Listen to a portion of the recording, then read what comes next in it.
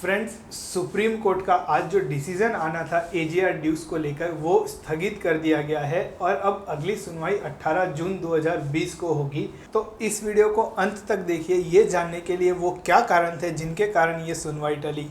मैं हूं सीए अमित धानुका और आप देख रहे हैं हमारे यूट्यूब चैनल स्टार्टअप पैच।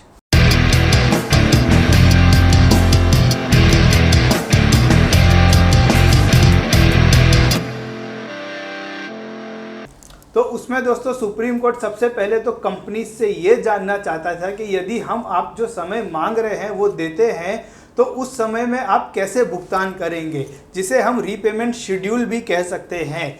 तो सुप्रीम कोर्ट पहले ये निश्चय करना चाहता है कि कंपनीज हमें रीपेमेंट शेड्यूल दे, उसके बाद ही हम कुछ निर्णय ले।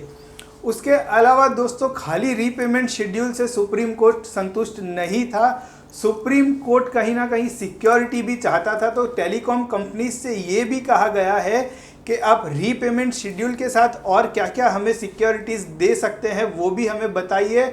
और साथ ही साथ प्रमोटर्स को भी ये कहा गया है कि क्या आप भी पर्सनल गारंटी देंगे। पर्सनल गारंटी की भी कहीं ना कहीं मांग की गई है।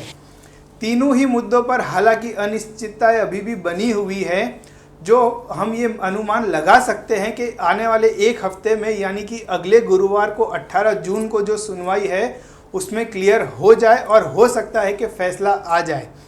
ये फैसला दोस्तों क्यों इम्पोर्टेंट है इतना?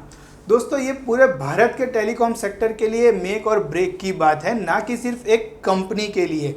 दोस्तों अगर वोडाफोन और आइडिया, एयरटेल जितनी भी कंपनीज का एजीआर ड्यूज है वो इमीडिएट भुगतान के लिए अगर सुप्रीम कोर्ट ऑर्डर करता है तो कहीं ना कहीं वोडाफोन, आइडिया यानी कि एक मेजर टेलीकॉम सेक्टर प्लेयर इस पूरे फील्ड से बाहर हो जाएगा, जिसका नतीजा ये होगा कि लॉन्ग रन के लिए खाली एयरटेल और जियो ही बचेंगे, जो कि कस्टमर के लिए कहीं ना कहीं लॉन्ग रन में काफ़ी नुकसानदायक है।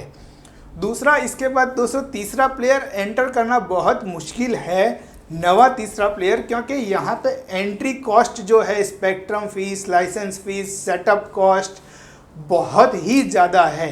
तो दोस्तों इकोनॉमी के लिए, टेलीकॉम सेक्टर के लिए, कंज्यूमर्स के लिए, सबके लिए ये कहीं ना कहीं एक बहुत ही इम्पॉर्टेंट डेट हो गई है अब कि सुप्रीम कोर्ट इस पर क्या निर्णय लेता है। कहीं ना कहीं ये अनुमान लगाया जा रहा है कि एक बीच का रास्ता निकल कर आना चाहिए जिससे कंपनी भी सर्वाइव कर सके और गवर्नमेंट को भी अपने ड्यूज का नुकसान ना हो। इस फैसले का इंतजार ना केवल टेलीकॉम सेक्टर को था बल्कि बैंकिंग इंडस्ट्री को भी था। वो क्यों? क्योंकि इनको जो टेलीकॉम सेक्टर को जो लोन दिया गया है, यदि टेलीकॉम कंपनीज पर बुरा प्रभाव पड़ा तो बैंकिंग को भी अपने एनपीए प्रोविज़न में इजाफा करना होगा। और बैंकों की हालत पहले ही इस चीज़ को लेकर सही नहीं है, एनपीए को लेके। तो दोस्तों टेलीकॉम सेक्टर के लिए, बैंकिंग इंडस्ट्रीज़ के लिए, ओवरऑल इकोनॉमी के लिए, कस्टमर्स के लिए, सब के लिए ये कहीं ना कहीं एक ज़रूरी हो जाता है कि टेलीकॉम सेक्टर में हिंदुस्तान में 3 प्लेयर बने रहें। इसके अलावा दोस्तों बैंकिंग सेक्टर पर आज की न्यूज़ का क्या प्रभाव था वो है। अब इसके अलावा कल यानी कि 12 जून 2020 को भी बैंकिंग सेक्टर को लेकर एक सुप्रीम कोर्ट में बड़ी सुनवाई है, जो कि ये है मोरेटोरियम पीरियड में जो इंटरेस्ट लगाया गया है उस पर जो विचार विमर्श है उस पर भी कल फैसला आना है। यदि ये भी बैंकों के खिलाफ आया तो भारी नुकसान होगा, और यदि बैंकों के फेवर में आया तो उसे फिर से पॉजिटिव तरीके से देखा जा सकता है। सुप्रीम कोर्ट ने दोस्तों आज जो सवाल खड़े किए हैं और कंपनी से कहा है रीपेमेंट शेड्यूल के बारे में और सिक्योरिटी के बारे में भी, तो कहीं ना कहीं सुप्रीम कोर्ट हो सकता है कि टेलीकॉम कंपनीज को कुछ समय दे अपने एजीआर ड्यूज के भुगतान करने के लिए। यदि कंपनीज डिटेल सारी समय पर सबमिट कर देती है और सुप्रीम कोर्ट को ये लगता है कि किसी को भी नुकसान नहीं होगा, ये दोनों के लिए विन विन सिचुएशन है, तो ये हो सकता है कि टेलीकॉम कंपनीज को और समय दे दिया जाए एजीआर ड्यूज के भुगतान के लिए। तो दोस्तों सब्सक्राइब कीजिए हमारे यूट्यूब चैनल स्टार्टअप पैच ताकि आप इसी तरह अपने आप को अपडेट रख सकें।